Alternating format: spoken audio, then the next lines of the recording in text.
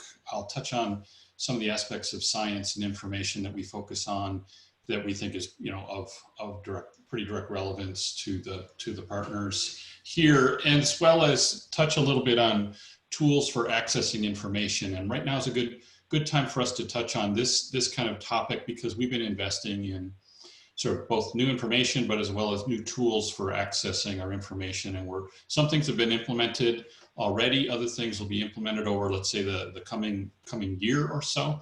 And so we thought it'd be a good opportunity to show you where we're going, give you a sense of that, and actually open the door for input.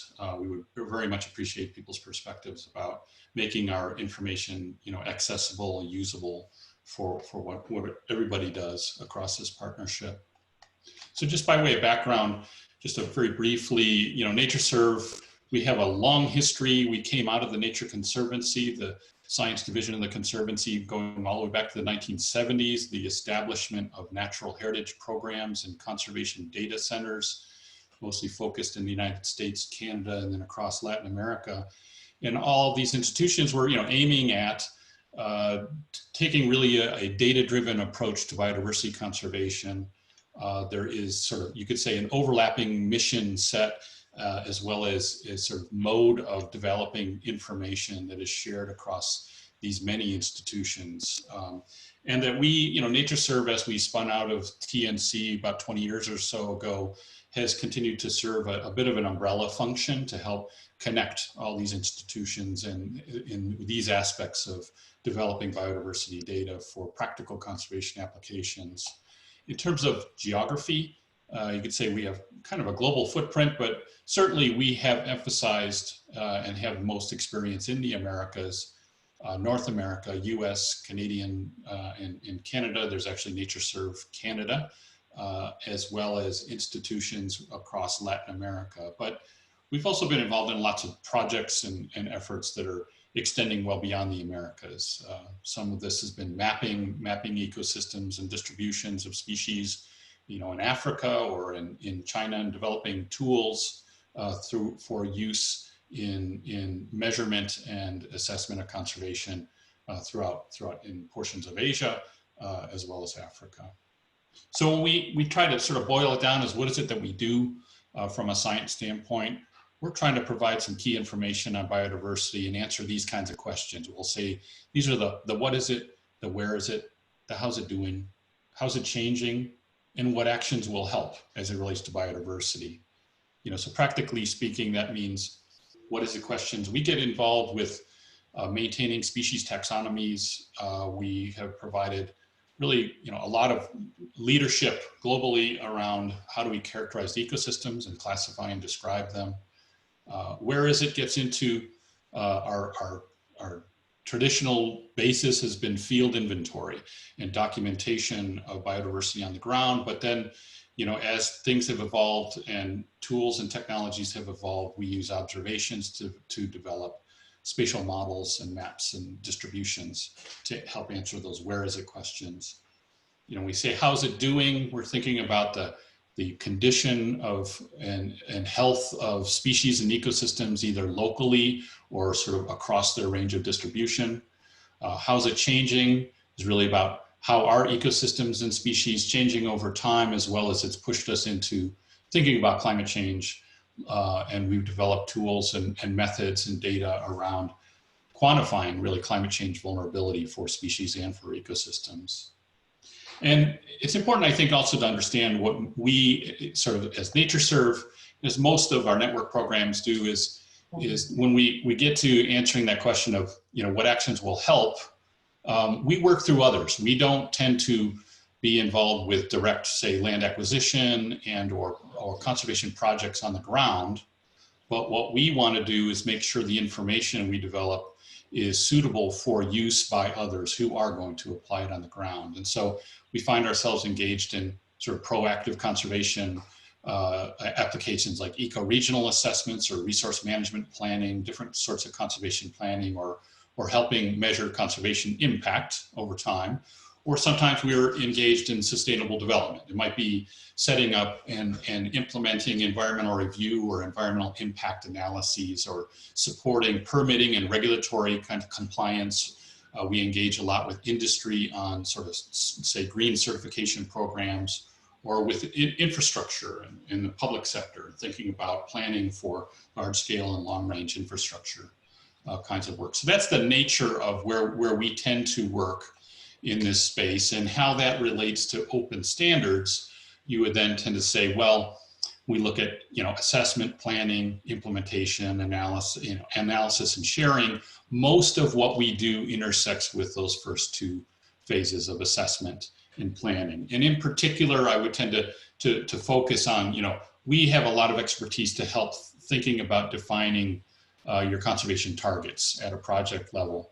We do less with human well-being sorts of targets, just because of our history and background. It's really the biodiversity targets that we're best suited to assist with their definition, as well as because of that understanding and knowledge of really how do things function, how do we assess their condition, then we can contribute a lot to target viability assessment. And really from these components on, these really feed in, as people are aware, into setting conservation goals, clarifying strategies, and ongoing monitoring. Especially, we would be able to contribute a lot in terms of thinking of monitoring target viability. And again, a lot of this really comes from the focus that we've had from the beginning, which, actually going back to Bob Jenkins and days of the Nature Conservancy, who kind of coined this term of the coarse filter, fine filter approach. This really informs the kind of information that we focus on in development. We think of, conserving natural ecosystems as providing a coarse filter. We're really trying to keep common species common in that context. But we would view that as not sufficient on itself. And so we're going to target a subset of focal at-risk habitats or at-risk species that will provide that sort of fine filter complement. And hopefully in total, that this helps us really cope with all of the complexities of biodiversity. So when you think about what does NatureServe do and what do our network programs do, a lot of focus is on that, answering those questions about, what are those ecosystems, what are those species, and where are they on the landscape, so that we could bring that information into decision-making processes. And that's gotten us into, we're way beyond what we originally started with, which was just field inventories in relatively local areas. We engage, like I say, using observations on the ground, standard ways of conceptualizing ecosystems, and then machine learning techniques to actually model distributions. Here's an example here of just looking at North America and characterizing both sort of approximate historic extent as well as the current distributions of over 600 different terrestrial ecosystem types. These are sort of uplands and wetlands. Or looking across the hemisphere, a little bit coarser concept of ecosystems that we call it a vegetation macro group, but developing those sorts of wall-to-wall maps that will allow us to really understand and characterize ecosystems and answer lots of questions about how much have we lost or how much have we protected of these. This is the kind of stuff we really try to work on from, let's say, an ecosystem perspective. Some things recently, there are some really exciting things that we've been engaged on, partnering with the Nature Conservancy and Esri and Microsoft with our network, and that is to also use machine learning and develop spatial models. We call this the map of biodiversity importance, but the underlying aspect of this is really modeling over 2,000 at-risk species within the lower 48 United States. And so what this starts to look like when you combine the many observations of these 2,000 different species, and you build individual models for each of those, and you start to put those on top of each other, we can start to draw out large-scale patterns of important places where we know this is suitable habitat for a whole lot of species of significant conservation concern. And then it allows us also to ask some basic questions. In this case, this is just overlaying, looking at protected areas within the United States and developing a different sort of product that really factors in what is the proportion of each of those 2,000 species that is currently captured within protected areas and what is not. And so it sort of points us in that direction outside of currently protected areas. What are portions of the landscape where we really definitely need to focus on if we're concerned about these at-risk species? So people will be familiar with a lot of what we have done over the years to sort of first characterize what is that relative conservation status of many species. You see what we'll call global imperilment status under our methodology. So you see G ranks from G1, critically imperiled, through G5, widespread and abundant sorts of species. This has been something we worked on for decades now, and these certainly feed into people's decision-making about what sorts of biodiversity, what species, for example, should we be concerned about that might occur within our project area.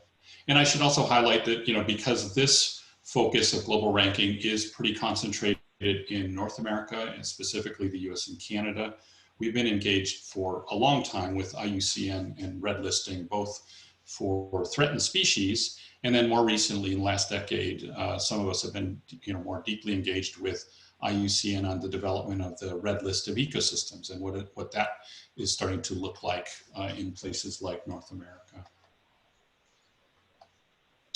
So with that combined focus on species as well as ecosystems, often we found ourselves with requests from, let's say, US federal agencies like the Bureau of Land Management or Fish and Wildlife Service, or private industry like forest industry, to actually help characterize habitat, document habitat for species that are at risk. And I think this has some, because we've been doing this for a while and accumulating a lot of that connections and more detailed understanding of habitat relationships for many at-risk species, I think it has some practical applications here for members of the partnership, especially when we want to conceptualize conservation targets in a project area, and maybe we want to take a little bit more ecosystem focused approach and then nest certain species under that and organize our thinking and analysis in that way. So let's just say here we are in southeastern Utah and we're thinking about pinyon juniper woodlands here. Then we could pull up from our database and clarify that, oh, there's a number of different amphibians or birds or mammals or reptiles and lots of plants that we have documented to a greater or lesser degree as being really closely associated with that type of ecosystem. And so that can inform these kinds of, how do we conceptualize our conservation target in our project area? What sorts of things can we focus on and or nest within others and clarify those kinds of relationships? Other areas that, like I say, I think we engage in a lot that is relevant to partners is just in the step of thinking about target viability. In NatureServe, the terminology we'll use here is ecological integrity assessment. Part of this, again, comes from our history of doing field-based inventories and wanting to, for any different location where we've documented on the ground, we would like to be able to apply some criteria and say, is this a really high quality example? We'll call it an A-ranked example, very good example, or is it all the way down to a very poor example? We'll score it as a D. And so over time, what we've done is develop more and more material to help us think in a systematic way about how to do that. And let's accumulate that information so it can get reapplied when we're dealing with very similar ecosystems in similar places. So, for example, we've engaged with the US EPA and the Army Corps of Engineers to develop these sorts of systematic tools for rapid wetland assessments.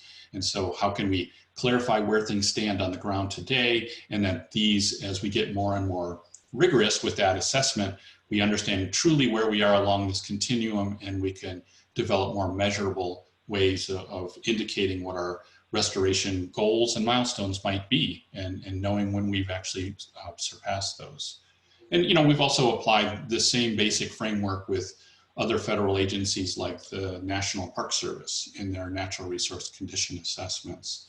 So we have different examples that one could utilize and build on, and we've developed guidance for how to do that, how to organize your project and utilize this kind of information when that's really the task that you have in hand. And so this starts to lead me to some of the things that we're excited about. We've recently revamped NatureServe Explorer, which is really our principal website where people can go in and do queries about species or ecosystems within a geography of interest. and then start to access a lot of the accumulated information associated with those. And this is where, like I say, we've just launched the update of Explorer, but that we're in process of adding more and more features to that. So I'd like to just touch on a few of those things and walk you through some examples of where we are. So let's just say I'm interested in that pinyon juniper woodland in Utah. And so I look at, I want to look at ecosystems. It'll give me a lot of options as to how I could query spatially and get myself to that. And it'll get me to basic descriptive information of what are you talking about and where is this type found. But we have been accumulating a lot of information that relates very directly to identifying key ecological attributes that you'll use in your viability assessment.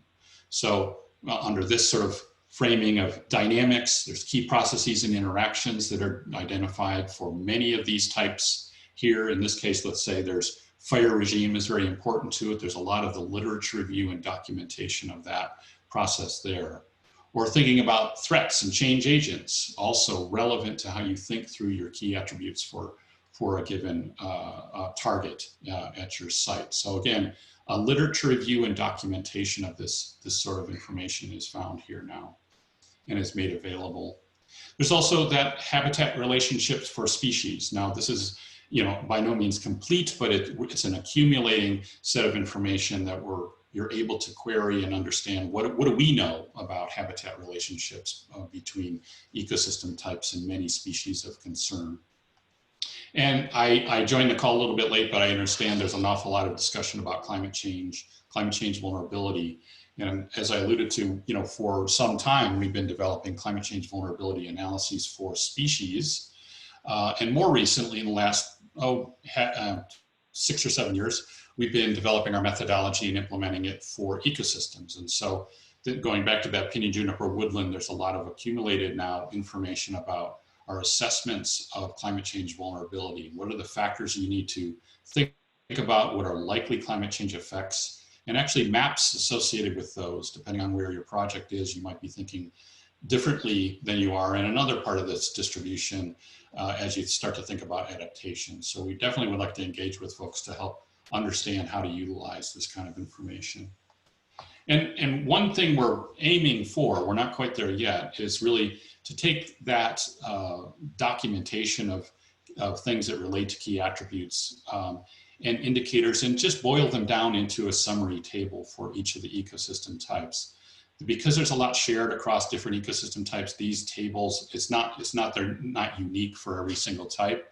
So it's really something that we're poised to develop these as a basic summary table, what you should be thinking about as key attributes, as well as indicators and indicator ratings.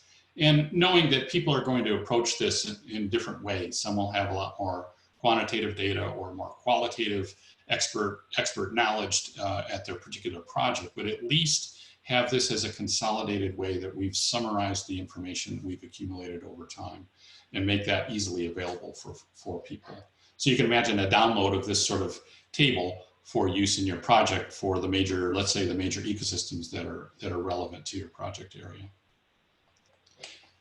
And also just a reminder on Explorer, especially for lots of species, there is a lot of accumulated documentation about management, management relevant information that people utilize when they're starting to make project level management decisions. And so again, we want to make that stuff that is a long-standing literature review and documentation of the evolving knowledge about management. We want to make that stuff available for folks.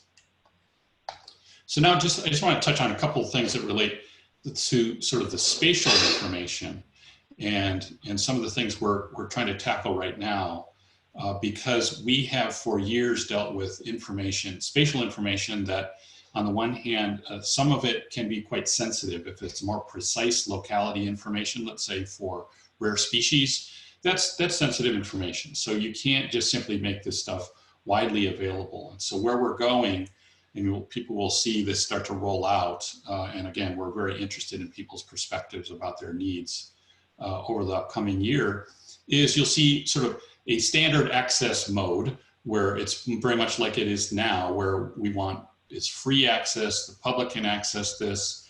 There's no need for restrictive use policies, but you're going to tend to get somewhat more coarse scale distribution maps along with this. Whereas we'll call this Explorer Pro, and that's where we need to have people registered. There might be more restrictive use policies. You'll get access to finer scale distribution data or customized sorts of data packages.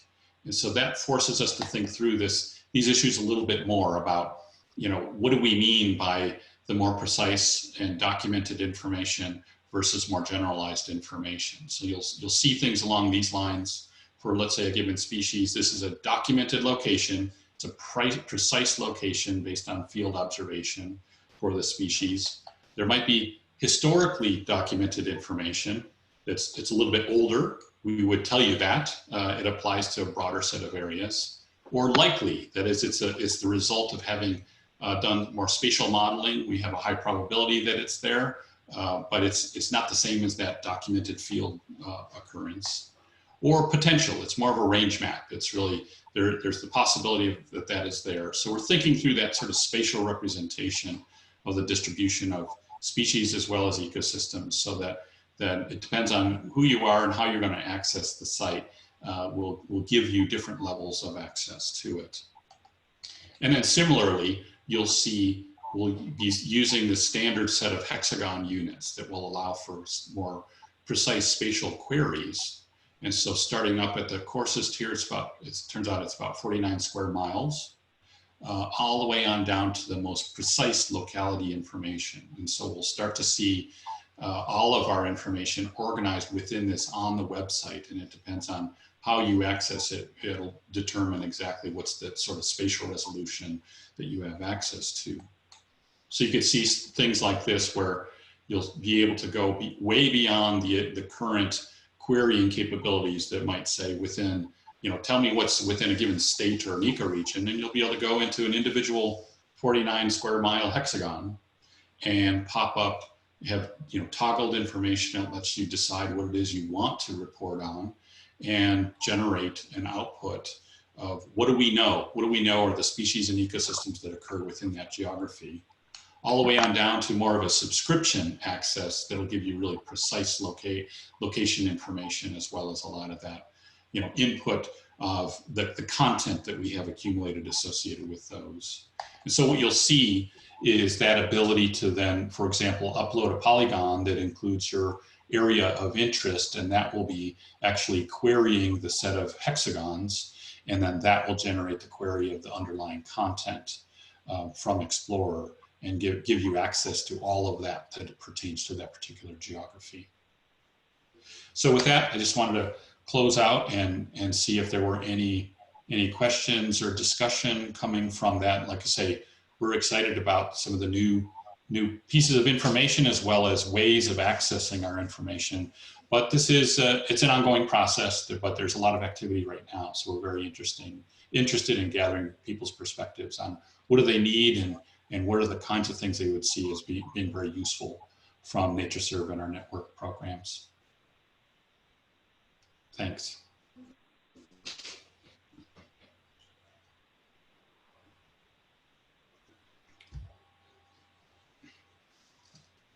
Okay, Will, do you want me to jump in or?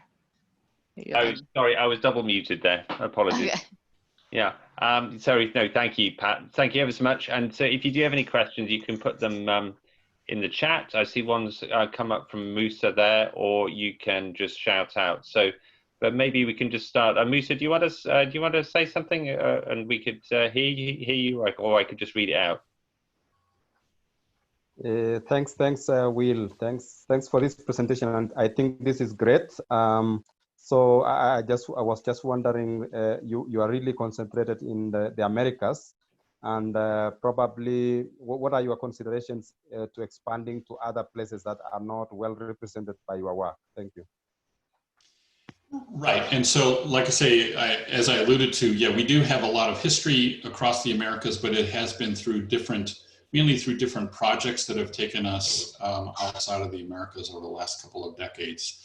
I think we feel like we have a very good, basic approach and data model, and have had opportunities in places to sort of plant that or help to develop something that is built on our experience, but then merges with the experiences in other places to really expand on that. So I would put it as, that we're very much interested in that, that ability to, build on the lessons that we've learned, the tools that we've developed, and adapt them to a variety of different locations. I'd say it was over, it was probably 15 years ago. I did actually a training in Beijing that actually did a basic, because it was actually from the Chinese Institute of Botany that invited us over to actually explore our kind of basic data model and how that might influence how the systems that they were developing. And we're really very interested in doing that sort of work. So. Thank you, Pat. Any further questions, comments?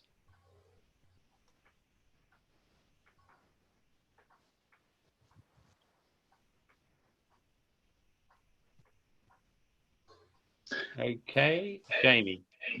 Yes, sorry, Will, and I feel I'm a bit of an interloper, and I feel very naughty being in this illustrious group and not being a CMP member. I don't think we are, coming from CPSG, one of their specialist groups. But leaving that aside, and thank you very much for allowing me in. I just wondered, it's super interesting, and one of the topics we've been talking about, and probably should have been moving more from talking about it, is how we try and suck in these sort of big data sources to inform planning in a more real-time way, or at least be able to gather the data together in a more automated way. And obviously the red list is one source of very valuable information at the species level. And I wonder, with what you've got set up here, does it talk to that system and sort of suck in data from the red list at the moment? Yes, as a matter of fact, from the standpoint of species, there's a basic interaction between our data system and using web services with IUCN, so that we can go back and forth in terms of managing red list status as it relates to species. And then actually, maybe I alluded to, we've been engaged with IUCN on the red list of ecosystems. I got engaged with it a while ago, and we're actually implementing that framework for red listing ecosystems right now in North America, and I still view it as, it's a learning process to actually truly work with our framework as we've developed it, and then apply it in the real world and find out what truly works and what works less well. But we're very much engaged in that. We're also very much engaged with GeoVon in terms of thinking about global observation data and the accessing and sharing of observation data, because it's so foundational to machine learning and development of distribution models, as I was alluding to there, both for things like vegetation as well as for individual species. So, and actually fairly recently, we've been sort of revisiting our basic data model as it relates to observations to make sure we are sort of merging with all the sort of global standards and global thinking about the most efficient way to think about biological observations, and so that our information systems are compatible with that. Thank you. And Will, can I add something, or do you need to move on? Sure. Maybe just one quick comment, Jamie, and then we'll probably need to start moving on. Sure. So Pat, I mean, it may not be relevant at the moment, but there is a tool that is being sort of rolled out now around this assess to plan, which does at the moment draw a certain amount on the existing red list, which wouldn't help you because that's already information you've got access to, but is also looking to gather particular elements of information around large groups of species that could add to the red list, but could also, as it's rolled out more broadly, could add another sort of useful data source to systems like this. Okay, no, I'm very interested in following up on that, perhaps, just to make sure I'm clear on that. So great, thank you. Thank you. Brilliant. Thank you, Jamie, and you're very welcome. Good that you can join. So any final comments? I don't know, Pete, do you want to say any final words on this before we move on to the next item? No, I'm good. Thank you. Brilliant. Okay. Well, thank you very much, Pete. Thank you, Pat. That was really interesting. Thank you so much. So we're on to our next one, and between Matt and Rachel and Becky, thank you all. I don't know who's going to kick off, but you're very welcome. And Caroline, I think we're not recording this part of Yes. time. Right. Yeah. Thank you for that reminder. Thanks very much. Okay. Go ahead, Matt.